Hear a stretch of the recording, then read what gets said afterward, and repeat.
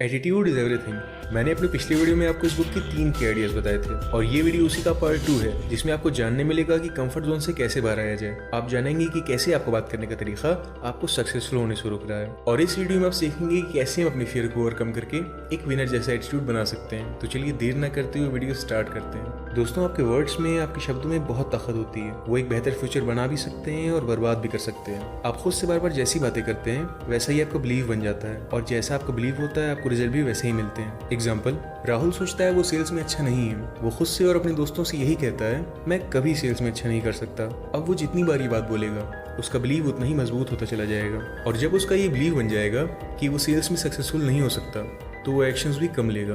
वो कुछ भी प्रोडक्टिव ऐसा नहीं करेगा जिससे वो एक अच्छा सेल्समैन बन सके, और इस वजह से उसके बिलीव और भी ज़्यादा नेगेटिव होते चले जाएंगे। और अब तक तो आप समझ ही गए होंगे कि उसका फ्यूचर कैसा होने वाला है। वही राहुल से बिल्कुल अपोजिट उसका दोस्त राजेश, जो राहुल की जितनी क्वालिफिकेशन और स्किल्स रखता है, वो खुद से और सबसे ये कहता है कि देखना, मैं एक दिन वर्ल्ड का बेस्ट सेल्समैन बन के दिखाऊंगा। और वो इस बात पे बिलीव करता है कि एक दिन वो वर्ल्ड का बेस्ट सेल्समैन बनेगा। अब क्योंकि उसका ये बिलीव है कि उसे वर्ल्ड्स बेस्ट सेल्समैन बनना है, तो वो एक्शंस भी वैसे ही लेगा। वो खुद की पर्सनैलिटी पे, बॉडी लैंग्वेज पे और कम्युनिकेशन स्किल्स पे काम करेगा, जो उसे वर्ल्ड्स बेस्ट सेल्समैन ना सही लेकिन एक सक्सेसफुल सेल्समैन जरूर बना देगी। तो दोस्तों, देखा आपने कैसे हमारी बात करने का तरीका ये डिसाइड करता है कि हम सक्सेसफुल होंगे या नहीं। हमें अपने गोल्स दूसरों को बताने चाहिए या नहीं। मैंने अभी तक जो एक बात सीखी है वो ये है कि अपने गोल्स कभी किसी नेगेटिव इंसान के साथ डिस्कस मत करिए। वो आपको वो सारे पॉइंट्स बता देंगे कि क्यों आप सक्सेसफुल नहीं हो सकते, और ऐसे लोग ज़्यादातर वही होते हैं जिन्होंने अपनी लाइफ में तो कुछ किया नहीं और दूसरों को कुछ बड़ा करते देख नहीं सकते। एग्जाम्पल, मान लीजिए आपको एक बिजनेस स्टार्ट करना है, और उसे स्टार्ट कैसे किया जाए ये अपने चाचा चंपक से पूछेंगे, जिन्होंने अपनी ज़िंदगी किसी दूसरे की नौकरी करने में गुजार दी। तो क्या लगता है वो आपको क्या एडवाइस देंगे?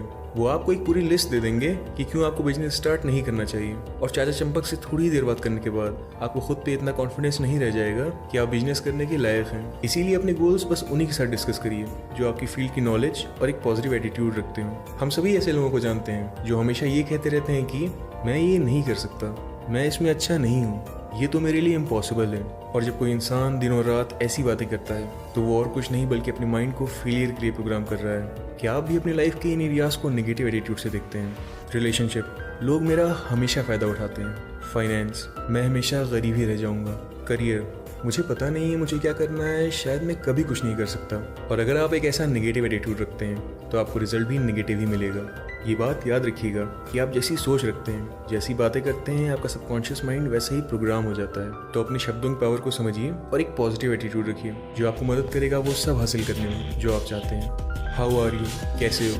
अब अगर मैं आपसे पूछूं हाउ आर यू, तो आपका जवाब 2 या 3 वर्ड से ज़्यादा नहीं होगा, और ये 2-3 वर्ड आपके और आपके एटीट्यूड के बारे में बहुत कुछ बता जाते हैं। नॉर्मली इसका जवाब लोग 3 कैटेगरी में देते हैं, नेगेटिव, मीडियोकर और पॉजिटिव। तो आइए इन तीनों कैटेगरी को थोड़ा डीपली समझते हैं। नेगेटिव रिस्पॉन्स, जब आप किसी नेगेटिव इंसान से पूछेंगे हाउ आर यू, तो उनका रिस्पॉन्स ज़्यादातर ये होता है कि मैं बहुत थका हुआ हूँ, आज तो मेरा दिन ही नहीं है, लाइफ में कुछ सही नहीं जा रहा और शायद कभी कुछ सही जाएगा भी नहीं। और ऐसे लोग खुद तो नेगेटिविटी में जीते ही हैं, साथ ही साथ जो उनका हाल पूछता है उन्हें भी नेगेटिव फील कराते हैं। मीडियोकर रिस्पॉन्स, मीडियोकर रिस्पॉन्स वालों का जवाब ये होता है कि बस भाई कट रही है ज़िंदगी, ठीक ही ठाक है, वही पहले जैसा। अब आप ही बताइए कि आप सच में एक ऐसे इंसान के साथ ज़िंदगी गुजारना चाहेंगे जो बस ज़िंदगी काट रहा है, कि आप ऐसे इंसान के साथ बिजनेस करना चाहेंगे जो पहले जैसी सोच रखता है? क्योंकि ऐसे लोगों ने सालों साल मीडियोकर सोच और बातें कर करके एक मीडियोकर एटीट्यूड डेवलप कर लिया है, जो उन्हें मीडियोकर रिजल्ट और एक मीडियोकर लाइफ देगा जो शायद आप नहीं चाहते। फिर आता है पॉजिटिव एटीट्यूड। पॉजिटिव एटीट्यूड वाले एक अलग ही एनर्जी के साथ जवाब देते हैं, शानदार, ज़बरदस्त, जिंदाबाद, अरे भाई इससे अच्छा तो हो ही नहीं सकता। और ऐसे लोग आपको कभी उदास, परेशान या कंप्लेन करते नहीं देखेंगे। ये कभी प्रॉब्लम का रोना नहीं गाते बल्कि सॉल्यूशन पे फोकस करते हैं। ऐसे इंसान के साथ हर कोई रहना चाहता है। वो एक पुरानी कहावत है ना, किसी के आने से खुशी होती है तो किसी के जाने से। और आपको एक ऐसा एटीट्यूड डेवलप करना है कि आपके आते ही लोग खुशी से पागल हो जाएं। Stop complaining. लेडी हॉलैंड कहती है परेशानियां बच्चों की तरह होती हैं, आप उसका जितना लाड प्यार करेंगे वो उतनी ही बढ़ती चली जाएंगी। वो इंसान जिंदगी में कभी कुछ बड़ा नहीं कर सकता जो हमेशा कंप्लेन करता रहता है। अगर मेरे पास पैसे होते तो शायद मैं भी बिजनेस कर पाता, अगर मेरा एडमिशन उस कॉलेज में हुआ होता तो शायद मैं भी आज किसी बड़ी कंपनी में काम कर रहा होता। किसी ने सही कहा है कि अगर आपके पास पीने के लिए साफ पानी और 2 वक्त का खाना है तो आपको कंप्लेन करने का कोई हक नहीं। दोस्तों, आपको ये बात समझनी होगी कि कंप्लेनिंग एटीट्यूड रख के आप जिंदगी में कभी कुछ बड़ा हासिल नहीं कर सकते।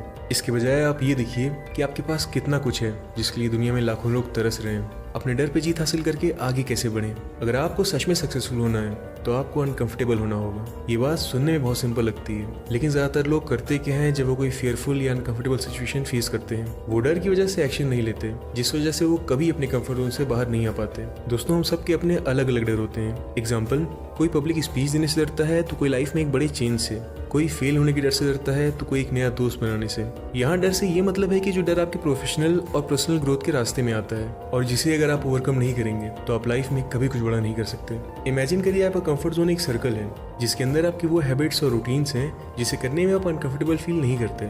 लेकिन जैसा हम सब जानते हैं, आज तक कोई भी एक ऐसा इंसान नहीं हुआ जो अपने कंफर्ट जोन में रहकर बहुत सक्सेसफुल हुआ हो, क्योंकि जब भी आप अपने कंफर्ट जोन से बाहर आने की कोशिश करते हैं आप नर्वस और एंशियस फील करने लगते हैं, जिस वजह से आप वापस अपने कंफर्ट जोन में चले जाते हैं। दोस्तों, काश मैं आपको एक ऐसा सॉल्यूशन दे पाता जिससे आप बिना कोई एफर्ट किए, बिना कोई फियर और एंजाइटी के अपने कंफर्ट जोन से बाहर आ पाते, लेकिन अनफॉर्चुनेटली ऐसा कोई रास्ता नहीं। आपको जिंदगी में कुछ बड़ा करने के लिए, कुछ सीखने के लिए अपने डर का सामना करना ही होगा, अपने डर पे जीत हासिल करनी ही होगी। तो अगली बार जब भी अपने कंफर्ट जोन से बाहर आते वक्त आप कोई ऐसी सिचुएशन फेस करिए कि जब आपको माइंड कहे ये मुझसे नहीं होगा, तुम कुछ बड़ा करने के लिए नहीं बने, तो ये बात याद रखिएगा कि हमारा माइंड हमें फियर और एंजाइटी इसीलिए फील कराता है क्योंकि उसे अनकंफर्टेबल होना पसंद नहीं, लेकिन बिना अनकंफर्टेबल हुए आप कुछ भी हासिल नहीं कर सकते। इसीलिए एक पॉजिटिव एटीट्यूड रखते हुए अपने कंफर्ट जोन से कदम बाहर निकालिए, और अगर आपने आज एक कदम ही बाहर निकाला तो आप विनर हैं। क्योंकि दोस्तों, एक दिन में सचिन ने 100 सेंचुरी नहीं मारी, एक दिन में कलाम साहब इस देश के प्रेसिडेंट नहीं बने, लेकिन उनका एटीट्यूड एक विनर जैसा था,